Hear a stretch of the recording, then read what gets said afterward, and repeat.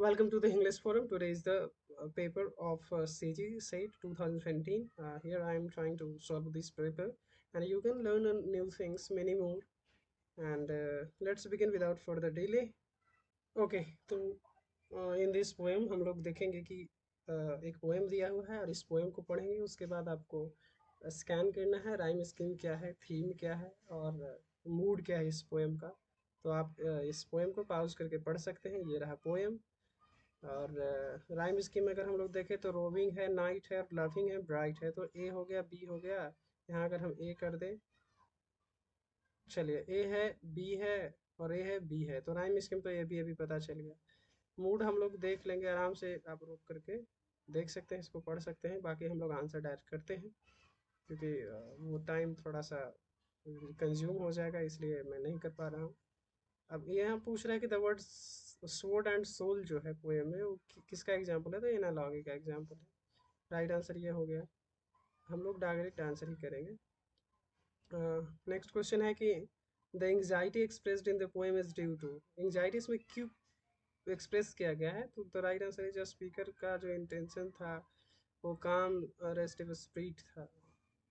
तो ये था कि the speaker's intention to calm the restive spirit and sustain love within. The right answer is third question. A B rhyme scheme में भी हम लोग जस्ट देखे हैं। तो राइम स्कीम पोएम का क्या है, ए बी है। फोर्थ क्वेश्चन नंबर कह रहा है कि the poem appears to be in. So the right answer romantic mood है, रोमांटिक के बारे में बात कर रहा है। नेक्स्ट क्वेश्चन हम लोग देखेंगे कि इसमें डायलन थॉमस का एक पोएम दिया हुआ है जिसका नाम है the force that through the green fuse drives the flower. तो आप इस पोएम को भी पढ़ सकते हैं पॉज करके, और पढ़ने के बाद आप इसको स्कैन करिए और फिर उसके बाद इसको सॉल्व कीजिए। तो हम ज़्यादा इसमें कुछ नहीं करेंगे, डायरेक्ट हम लोग आंसर पे आ जाते हैं। बाकी आप खुद से कर सकते हैं। सो इसमें कह रहा है कि द थीम ऑफ एक पोएम आर। तो the process natural and creative हो गया पहला। दूसरा हो गया लव एंड डेथ। तीसरा हो गया identification of man with nature. तो इसमें ये नहीं है, लव और डेथ का बात नहीं है, इसलिए ये गलत हो जाएगा। बाकी ये तीनों सही है। तो इसके अकॉर्डिंग आप आंसर मिला लेंगे जहाँ भी होगा। अब इसमें दे रखा है 6 नंबर का, wax in the second stanza which symbolizes dead flesh is a. तो डेड फ्लेश जो है इसमें वो सिंबलाइज किया गया है प्राइवेट सिंबल का के तौर पे। अब कैसे है ये पोएम में आप सॉल्व कर सकते हैं, देख सकते हैं। नेक्स्ट क्वेश्चन हम लोग देखेंगे, the rhythmical pause in the middle of the second line in all the four stanza suggest. तो इसमें हम लोग देखेंगे राइट आंसर 7 का। तो 7 का राइट आंसर हो जाएगा ए बी सी। ए भी हो जाएगा, बी भी हो जाएगा। Life is like a short interval और life is full of sorrow that bring life to halts. तो ये तीनों चीज़ें हम लोग देख सकते हैं कि लाइफ से रिलेटेड है और एक दूसरे के बिना ये चल नहीं सकता है, क्योंकि इसमें कह रहा है कि interval of life between birth and death जो जन्म से लेकर मृत्यु तक है। फिर आपका शॉर्ट इंटरवल लाइफ को कह सकते हैं कुछ ही समय के लिए। Life is full of sorrow bring life to halts, ये सही है। This is the correct answer. Okay, next question. In dealing with the theme that art transcends time or days, the above poem reminds us one of. So the right answer is Ode on Grecian Urn हो जाएगा, क्योंकि जब आप Ode on Grecian Urn पढ़ेंगे तो उसमें भी हम लोगों ने देखा है कि कैसे टाइम को और डेथ को दिखाया गया है, जो कि उसमें जो ग्रीसियन अर्न पे जो प्रिंट किया हुआ रहता है वो कभी ख़त्म ना होने वाली चीज़ें हैं, हमेशा वो टाइम को दिखाएगा। सो the right answer is Grecian and 9 का। अच्छा 10 का हम ले लेंगे यहीं से, दोनों एक साथ सॉल्व करते चलेंगे। तो चूज द लैंग्वेज और language from which many words were borrowed during the middle English period. So the right answer is Latin और फ्रेंच। वेरी इजी क्वेश्चन है। नेक्स्ट क्वेश्चन, मिलान करना है मैच द फॉलोइंग वर्क्स। तो middle English period का तो Canterbury tales very easy हम लोग मिला सकते हैं कि ईस्ट मिडलैंड से लिखे थे शेक्सपियर भाई साहब, सॉरी चाउसर। और पेशेंस जो लिखा गया था वो वेस्ट वेस्ट मिडलैंड में है। बेवुल्फ जो था वेस्ट सेक्शन में लिखा गया था। और अविनाइट जो लास्ट बचा वो कैंटिस हो जाएगा। तो राइट आंसर आप नीचे मिला सकते हैं, बाकी हमने मिला दिया। विच historical chronology of the following is correct. तो पब्लिकेशन ऑफ कैंटरबरी टेल्स हम लोग जानते हैं 1597 में, सॉरी हाँ 1476 में कैंटरबरी टेल का पब्लिकेशन हुआ है। तो ये 1476 हो जाएगा कैंटरबरी टेल्स। चाउसर फ्रेंच वार में 1359 में गए थे, ठीक है। और बिगिनिंग ऑफ 100 ईयर वार जो हुआ था 1337 में हुआ था।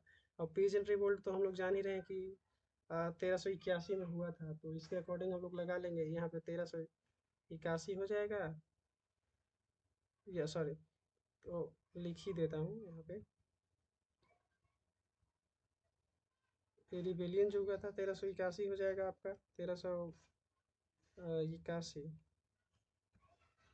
ठीक है।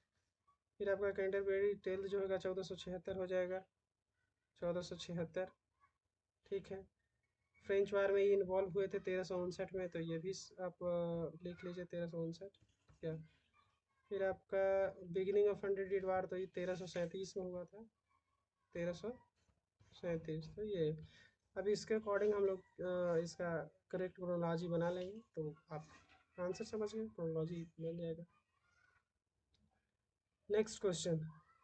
The original speaker of the Norman French language, which began to be spoken in the English court from 1042 onwards during the Middle English period, were from.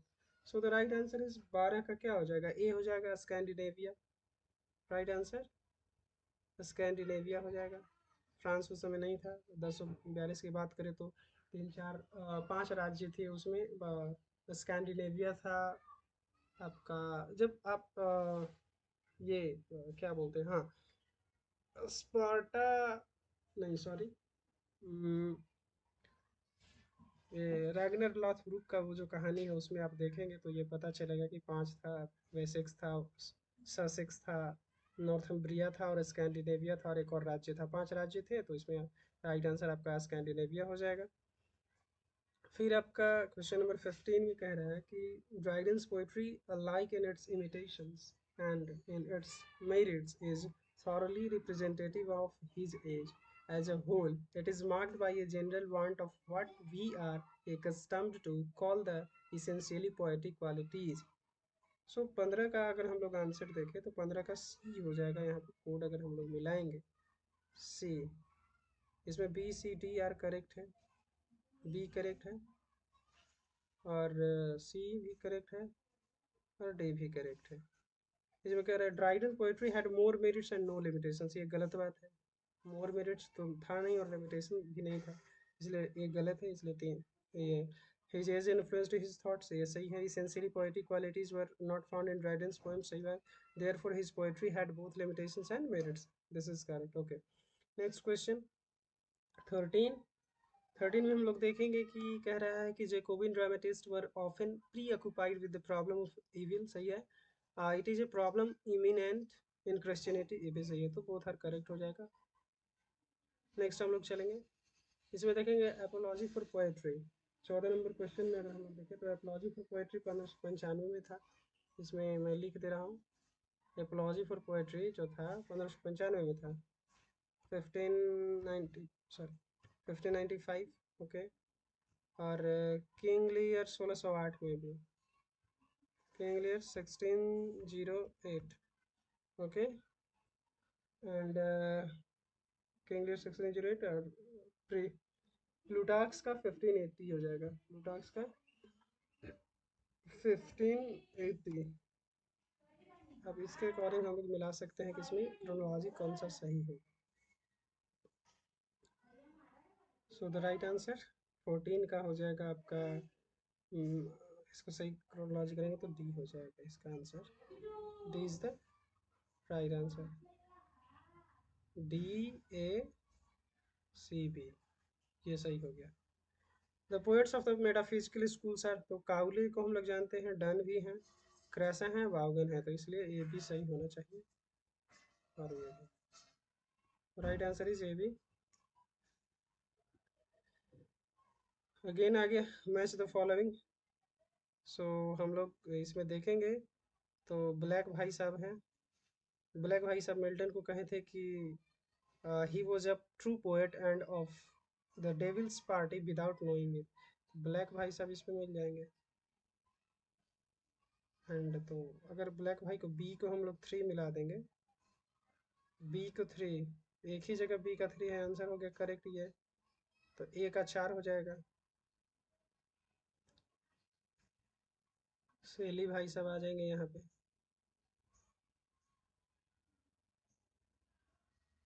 A का 4।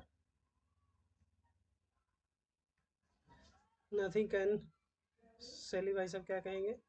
सैली भाई कह रहे हैं कि nothing can exceed the energy and magnificence of the character of Saturn. सैली भाई साहब का हो गया कहना। और सी बी तो हम लोग गए थे, सी का 2 है। William Empson, the poem is so good because it makes God so bad. Right answer इसमें मिल जाएगा। और जो बचा कॉलेज भाई साहब इसमें कहेंगे कि the character of Saturn is pride and sensual intelligence finding in self the sole motive of action. Right answer. अब question number 18. Which of the following statement are true with reference to Webster's The Tragedy of Decius of Malfi? So it's a very easy question. If you have read this drama, then you can easily correct it. So the right answer is C. Yeah, of course C. C and D. क्योंकि the victim of the Avengers is the heroine, but the last act is devoted to the nemesis which falls upon the Avengers. This is the right answer. Again, आ गया arrange the following in chronological order. So हम लोग देखेंगे यहाँ पे the maids tragedy 1619 का था। Maids tragedy अगर हम लोग देखें, it was maid's tragedy 1619, 1619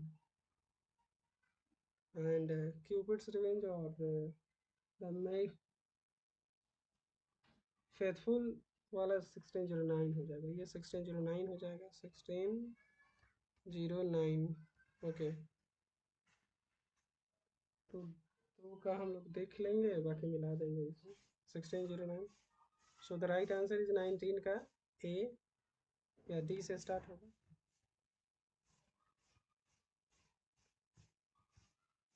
D A C B. Okay.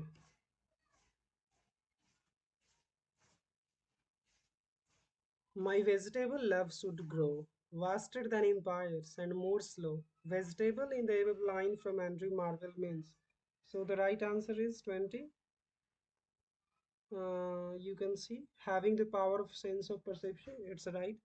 हम लोग सब्जी देखते हैं, वेजिटेबल का क्या पावर होता है। एंड लाइक ए प्लांट, ये तो हो गए। तो ए एंड डी जहाँ भी आंसर होगा वो सही होगा। And D C. Okay. Here are sentences labeled as exertion and reason दिया हुआ है। तो exertion में during the age of Pope, increasing attention was given to lucidity of expression and elegance of form. Okay, the influence of the French literature of day became more marked in the age of Pope. So the right answer is 22. C. Right answer is C. Both A and are true, but R is the correct explanation. Match the following. तो castle of indolence जो हम लोग जानते हैं, James Thompson भाई साहब लिखे हैं। एंड नेक्स्ट क्वेश्चन अगर हम लोग देखें तो एन इवनिंग्स लव और the mock astrologer comedy in prose है। ये जो है कहाँ गया, या evenings of love comedy in prose है। तो अगर जेम्स थॉमसन, सी का 2 हम लोग देख लें, सी का 2 एक ही जगह आंसर आ जाए। राइट, एक ही जगह सी में ऑप्शन दे रखा है, सी का 2। तो ए का 4 हो गया, Alexander Pope, Eloisa to Abelard, John Dryden, B का 1 हो जाएगा, गॉडेस इन टर्व, सॉरी, डी का 1। यस, डी का 1, बी का 1 नहीं, डी का 1। डी का 1 हो गया। ड्रॉन्ड इन ए tub of gold fishes, it was taken from written elegy written in country churchyard. Okay, that's it. Next.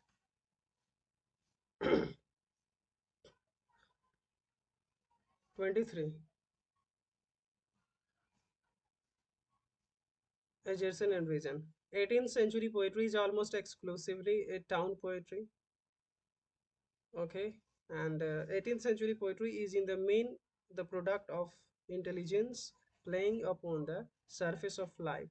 So the and B, A and R are true, but R is not the correct explanation.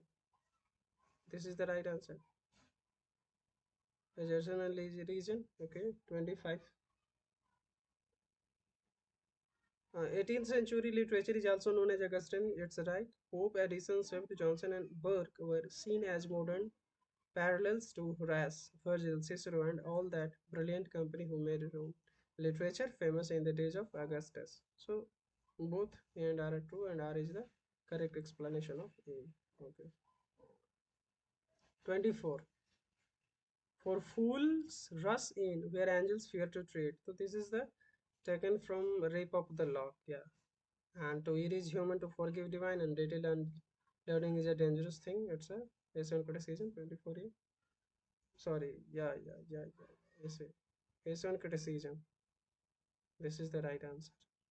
To err is human, forgive divine, a little learning is dangerous thing. Essay on criticism. For fools rush in where angels fear to tread. This is the right answer. 25. We know the chronological order. So first will be B. Cepheid calendar. Then A. Lycidas. Then Adonis. B. A. C. D. Okay. B. A. C. D. I think this is the right answer. 26. Yeah, of course. This is correct. And 27. Agerson. To one enthusiastic later visitor of to Italy, Sally Gibbon seemed in retrospect to be the possessor of a cold and unimpassioned spirit. To another, Byron, swayed by the kaleidoscopic beauty of Italy and by the massive splendor of the Alps, Gibbon was one of the tutelary spirits of Lake Geneva. Reasoning directly to Sally, Gibbon was a leisure spirit. Byron was amazed at the Alps and Lake Geneva and accepted Gibbon's influence. In some ways, Byron and Shelley agree with their ideas on Gibbon. So the right answer is 27. Yeah, 27 is D. Only A and B are correct. A and B. Yeah. To Shelley, Gibbon was a leisure spirit, or Byron was amazed at the Alps and Lake Geneva and accepted Gibbon's influence. Next question 29. The child is the father of the man, wrote Wordsworth. Wordsworth in My Heart Lives Up. Okay. A willingness to explore the less conscious aspects of feeling and interest was accompanied in the Romantic period by a more serious concerns with the experience and insights of childhood than many previous periods would have thought reasonable. So the right answer is 29 is D. A is true, R is true, but R is not the correct and exact explanation of A. Okay, next question. Match the following. Rossetti and Christabel. Okay. So the blessed damosel. What's a blessed damosel is Christina Rossetti or Rossetti? 30 का A का 2 या Rossetti का the blessed damosel Rossetti भाई साहब and B का 1 हो जाएगा Morris का है golden wings and Christina Rossetti का हो जाएगा C का 4 या बर्थडे क्रिस्टीना रोजेटी बर्थडे मनाएंगे एंड कॉलेज भाई साहब Christabel this is the right answer Preface to the lyrical ballad was published in. So here is the incorrect answer. Correct answer is 1800. You know very well the preface to the lyrical ballad published in 1800.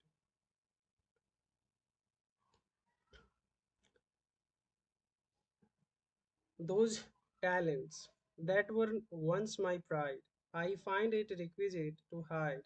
For what in man is most respected, in women's form shall be rejected. So the correct answer is 31A. Clara Reeve. This is the right answer. Clara Reeve. Majorson. The Victorian era was a long period of peace, prosperity, refined sensibility, and national self confidence. Victorians believed in the necessity and importance of the ethics of coexistence.